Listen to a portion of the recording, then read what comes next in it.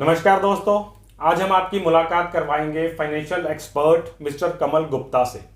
Mister कमल ICICI bank के manager रह चुके हैं और फाइनेंस ग्रुप के चेयरमैन। कमल को 20 साल का एक्सपीरियंस है फाइनेंशियल प्रोडक्ट्स के अंदर, पर्टिकुलरली होम लोन और इंश्योरेंस के लाइंस के अंदर। कमल जी, आपका हमारे चैनल पर बहुत स्वागत है। नमस्कार दीपक जी, कैसे हैं आप? बहुत बढ़िया कमल जी। कमल जी, ये तो हम सब जानते हैं कि लोन लेते समय, पर्टिकुलर जब हम होम लोन की बात करते हैं तो सिबिल स्कोर हाई होना चाहिए, ये हम सब जानते हैं। हमारे बैंक बैलेंस अच्छा होना चाहिए, हमारे प्रॉपर्टी लेने को क्लैरिटी होनी चाहिए, तो लोन आसानी से मिल जाता है जी। लेकिन फिर भी देखा गया कि बहुत सारी प्रॉब्लम्स आती हैं।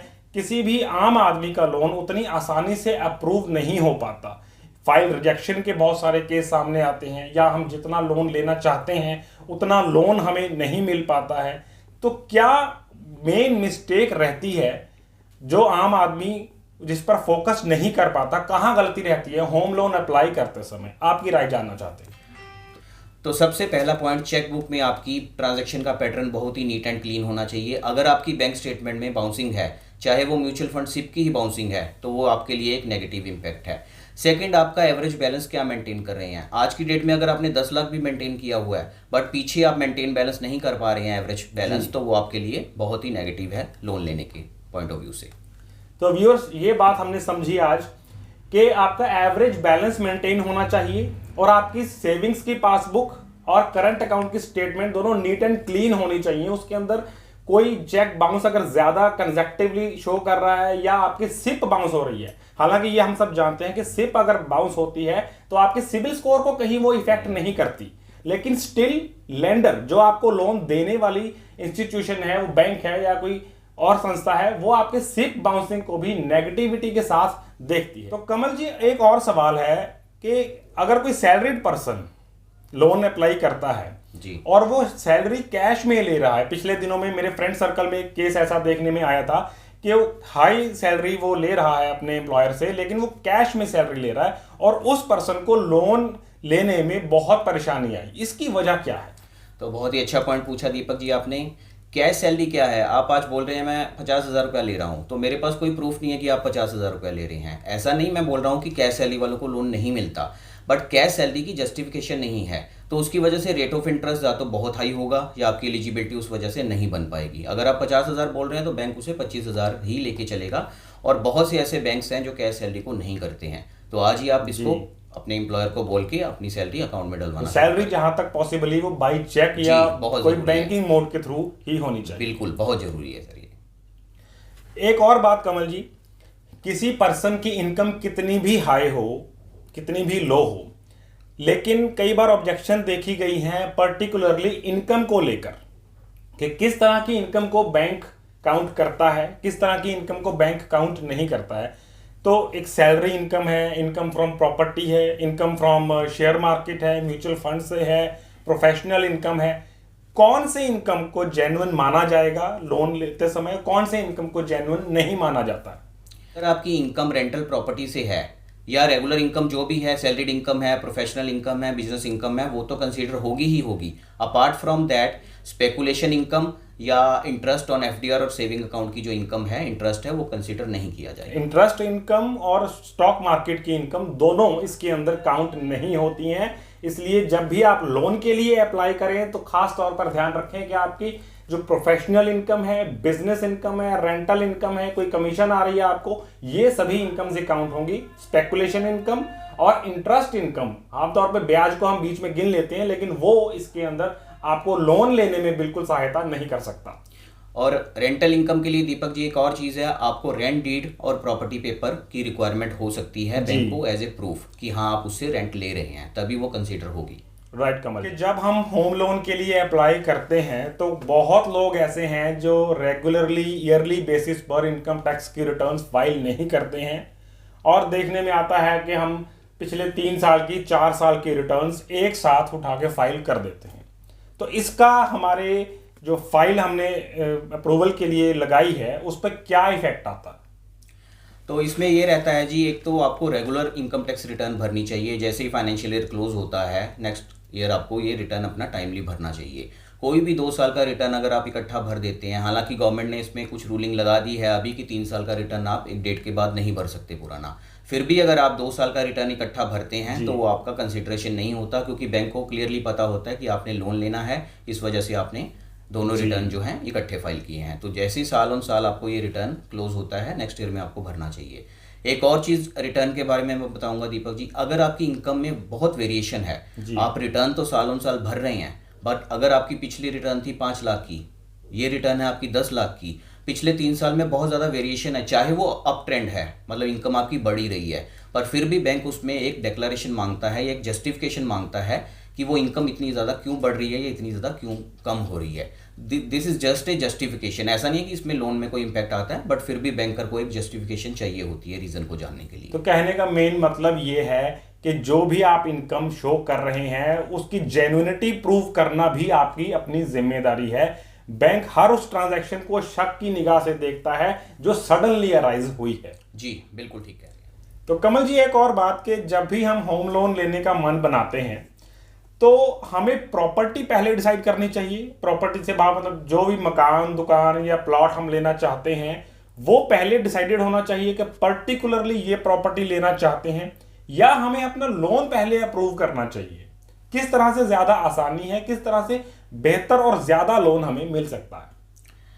दीपक जी, इसमें 2 सिनेरियो हैं। अगर आप प्रॉपर्टी लेने का मन बना चुके हैं, आप प्रॉपर्टी डिसाइड कर सकते हैं, तो ज़रूरी है कि आप प्रॉपर्टी डिसाइड करिए, क्योंकि इसका रीज़न सिंपल ये है कि अगर बैंक को पता होगा इसकी प्रॉपर्टी डिसाइडेड है तो वो उस पर जल्दी वर्कआउट करेगा, जल्दी से जल्दी आपको लोन देने की कोशिश करेगा। उसका फोकस भी ये होगा कि प्रॉपर्टी डिसाइडेड है, फाइनेंशियल अप्रूवल देने के बाद आपको इमीडिएटली वो लोन अप्रूव हो जाएगा।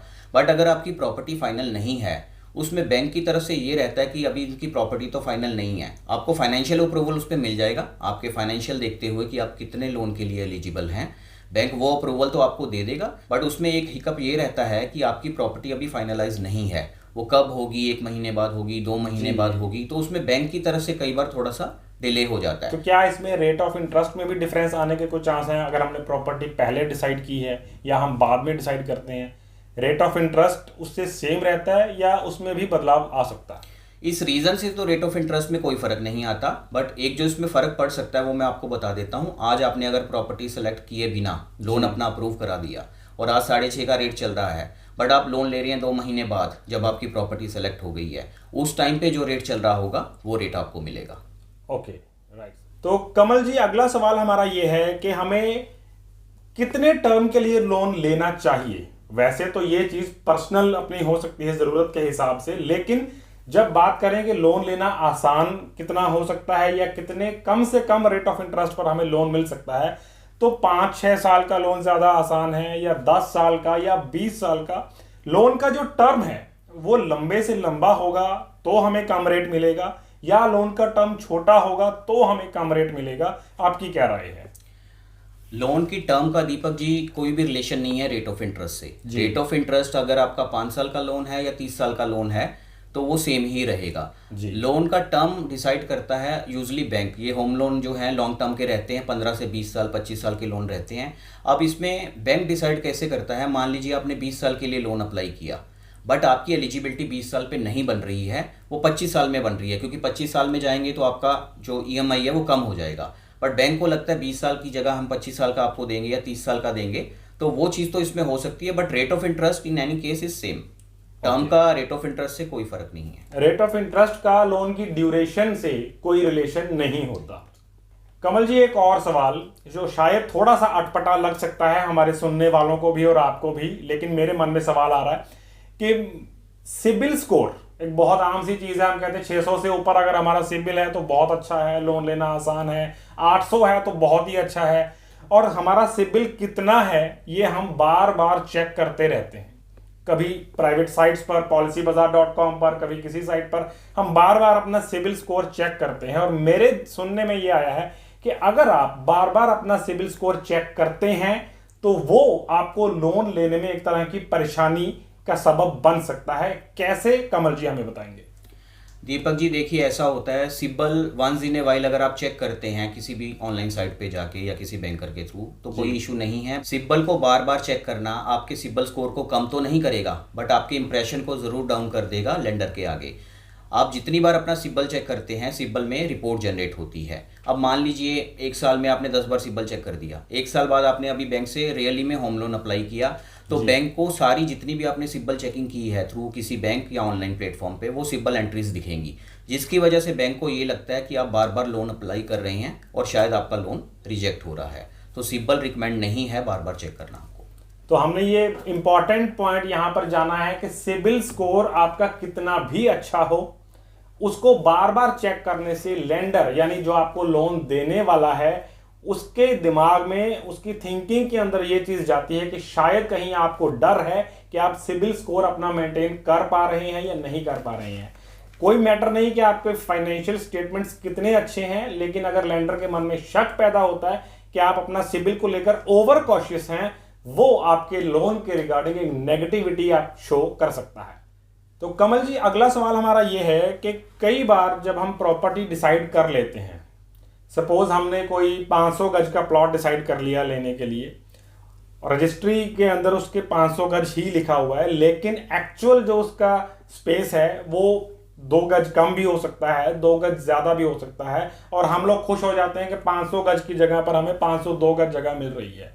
तो क्या लेंडर इस बात को लेकर कोई इफेक्ट मानता है या इसका कोई प्रभाव आपके लोन लेने के ऊपर नहीं आता? बैंक बहुत ही कॉशियस रहता है प्रॉपर्टी को लेके। आपके फाइनेंशियल में फिर थोड़ा ऊपर नीचे चल सकता है, कॉल ली जा सकती है, बट प्रॉपर्टी मेजरमेंट को लेके टेक्निक प्रॉपर्टी के लिए क्या होता है, लीगल होता है। आपके 15 साल का या 30 साल का एज पर बैंक रिकॉर्ड निकलता है पुराना, कहाँ से कहाँ पे ये बेचा गया था। टेक्निकल रिपोर्ट होती है, उसकी मेजरमेंट होती है। तो नॉर्मली आपकी जो भी रजिस्ट्री वैल्यू में मेजरमेंट है वो प्रॉपरली प्रॉपर्टी पे एक्चुअली मैच करनी चाहिए। इसमें 1-2% की वेरिएशन कॉल हो सकती है, बैंक कई बार ले लेते हैं, बट आपको बहुत ज़्यादा खुश होने की ज़रूरत नहीं है। 2 गज 500 गज में चलो एडजस्ट हो सकता है, बट अगर 500 गज के पीछे आपको 25 गज जगह ज़्यादा मिल रही है और आप सोच रहे हैं ये मेरे लिए बेनिफिशियल है, तो हो सकता है आपका लोन फंस जाए इस वजह से, क्योंकि वो जो दायरे वहाँ पे लिखे होते हैं प्रॉपर्टी आपकी रजिस्ट्री में, वो एक्चुअल में मैच करने चाहिए एक्चुअल जगह से। तो प्रॉपर्टी का मेजरमेंट्स, आपकी रजिस्ट्रेशन जो पेपर्स हैं प्रॉपर्टी के, उसके साथ एक्चुअल मेजरमेंट्स जितने ज्यादा से ज्यादा एक्यूरेट होंगे उतना लोन मिलने में आपको आसानी होगी। कमल जी, अगला सवाल ये है कि फर्ज कर लीजिए मैं कोई नई प्रॉपर्टी खरीदना चाहता हूं, मेरे पास सफिशिएंट फंड्स हैं, बैंक बैलेंस है, और मैं लोन लेना नहीं चाहता, मेरे पास इतने फंड्स हैं जिससे मैं वो प्रॉपर्टी खरीद सकता हूं, लेकिन फिर भी लोग सलाह देते हैं कि लोन कुछ ना कुछ जरूर ले लेना चाहिए, चाहे आप 2 करोड़ की प्रॉपर्टी ले रही हैं उसमें से 10 लाख का ही लोन करवाइए, लेकिन कुछ लोन करवा लीजिए। ऐसा क्यों कहा जाता है? मेरे बहुत से ऐसे क्लाइंट हैं दीपक जी जिनके पास अच्छी फंडिंग थी, अच्छा पैसा था, फिर भी उन्होंने कुछ स्मॉल अमाउंट का लोन करवाया। उसका सिंपल रीज़न ये है, टैक्स बेनिफिट तो आपको पता ही है, अगर हम होम लोन लेते हैं तो उसमें टैक्स छूट जो मिलती है वो तो एक पैरामीटर हो गया। दूसरा क्या है, आपको अपनी वैल्यूएशन का रफली आइडिया मिल जाता है। आज आप एक जगह ले रहे हैं, अगर कैश में ले लिया आपने 2 करोड़ की, तो आपको नहीं पता उसकी एक्चुअल वैल्यूएशन 2 करोड़ है कि नहीं है।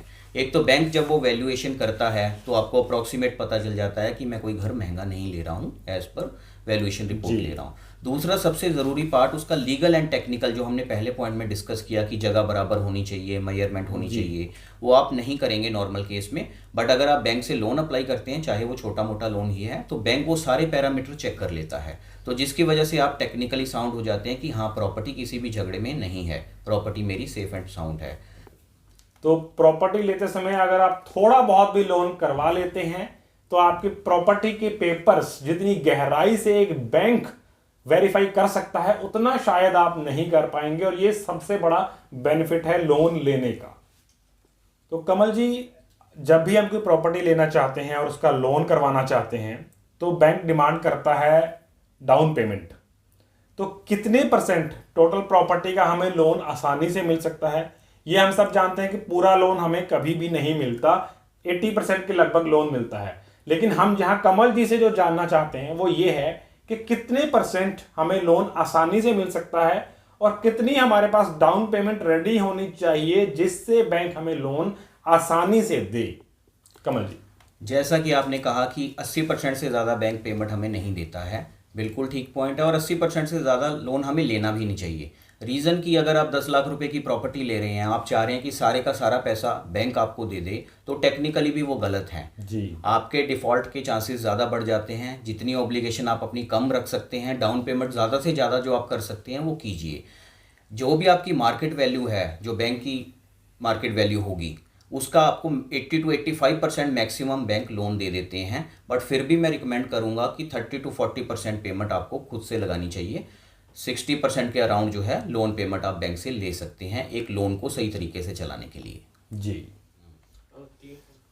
कमल जी, जब भी हम लोन लेते हैं तो बैंक हमसे पूछता है कि लोन आप फ्लोटिंग रेट पर लेना चाहते हैं या फिक्स रेट पर लेना चाहते हैं, इसमें से क्या बेहतर है? नॉर्मली बैंक आपसे होम लोन के केस में नहीं पूछता कि आपको फ्लोटिंग में जाना है या फिक्स में जाना है। Home loan normally floating rate पे ही होता है। फ्लोटिंग का मतलब ये है कि जैसे ही आरबीआई अपनी रेपो रेट कम करेगा तो आपका रेट ऑफ इंटरेस्ट जो है कम हो जाएगा। जैसे रेपो रेट बढ़ जाएगी ऑटोमेटिकली आपका रेट ऑफ इंटरेस्ट बढ़ जाएगा। कुछ बैंक ऑफर करते हैं या कस्टमर डिमांड कर सकता है फिक्स रेट की। फिक्स रेट क्या होता है, 2 से 3 साल के लिए आप बोलते हैं कि अगर आज मेरे को 7% पे रेट मिल रहा है तो ये रेट मेरा फिक्स कर दीजिए। मतलब 2 साल अगले ना तो ये बढ़े ना ये कम हो। बट फिक्स के केस में आपको नॉर्मल फ्लोटिंग रेट से जो रेट है वो 1 से 1.5% ज़्यादा रेट पे लोन मिलता है। फिक्स लोन आप अगर लेते हैं तो वो महंगा होगा, फ्लोटिंग रेट पर अगर आप लोन लेते हैं तो वो सस्ता लोन आपको मिलेगा। कमल जी, अगला सवाल हमारा ये है कि अगर हमने आज किसी भी रेट पर लोन ले लिया लेकिन कुछ समय बाद हमें पता लगता है कि दूसरा बैंक हमें कम रेट पर लोन ऑफर कर रहा है, तो क्या हमें शिफ्ट करना चाहिए? उसमें फ़ायदा रहेगा या नुकसान रहेगा, या उसकी कोई हिडन चार्जेस तो नहीं होते हैं? लोन शिफ्टिंग को हम बोलते हैं बैलेंस ट्रांसफ़र या बीटी स्कीम। बहुत ही पॉपुलर स्कीम है होम लोन के केस में ये बैंक्स में। बट लोन शिफ्टिंग से पहले ऑब्वियसली कुछ खर्चे होते हैं, प्रोसेसिंग फ़ीस होती है, कई बार ये वेव होती है बैंक की तरफ से, बट फिर भी लीगल टेक्निकल फ़ीस होती हैं। तो मैं रिकमेंड करता हूँ कि अगर तो आपकी loan amount less than 20 lakh है तो आपको ये shifting as compared to expense देखना पड़ेगा कि अगर तो आपके एक्सपेंस हैं ज़्यादा और शिफ्टिंग में आपको बेनिफिट नहीं हो रहा तो आपको ये शिफ्ट नहीं करना चाहिए। हायर अमाउंट में यूजली ये जो शिफ्टिंग है हम रिकमेंड करते हैं, क्योंकि अगर आपका लोन 1 करोड़ एंड अबव है तो खर्चा तो आपका वही मिनिमम जो 10-15-20 हज़ार रुपया लीगल वैल्यूएशन का पड़ना है, बट आपको सेविंग लॉन्ग टर्म में बहुत ज़्यादा होती है। तो कमल जी का कहने का भाव ये है कि लोन की अमाउंट अगर आपकी बहुत बड़ी है तो लोन शिफ्टिंग 100% आपके लिए फायदे का सौदा है, लेकिन 10-20 लाख के लोन के लिए आपको कैलकुलेशंस पहले लगानी होगी कि किस में आपको बेनिफिट है लोन शिफ्ट करने में या पुराने बैंक के अंदर बने रहने में। कमल जी, लोन हमें लेना कहाँ से चाहिए? बहुत सारे प्राइवेट बैंक्स हैं, पब्लिक सेक्टर बैंक्स हैं, प्राइवेट ऑर्गेनाइजेशंस हैं जो लोन दे रही हैं।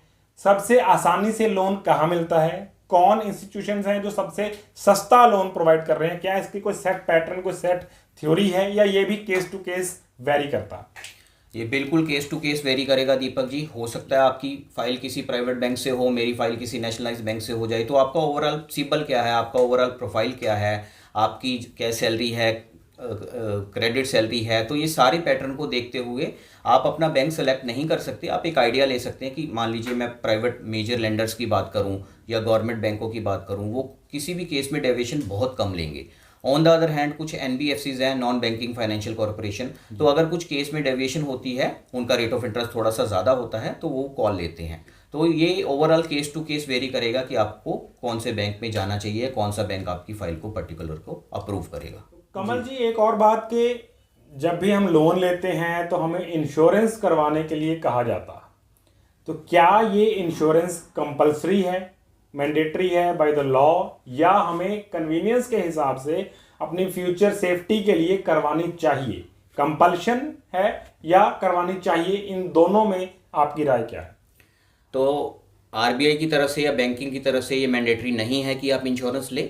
बैंक आपको पिच करता है, बट इट इज़ रिकमेंडेड कि आप अपने पूरे लोन को कवर कर लें, और क्योंकि कोई भी अनफॉर्चुनेट की केस में ये आपको बेनिफिट देती है, पूरे का पूरा लोन आपको वेव हो जाता है, और ये पेमेंट आपको एक साथ नहीं करनी होती, ये भी इंस्टॉलमेंट की तरह फाइनेंस हो जाती है।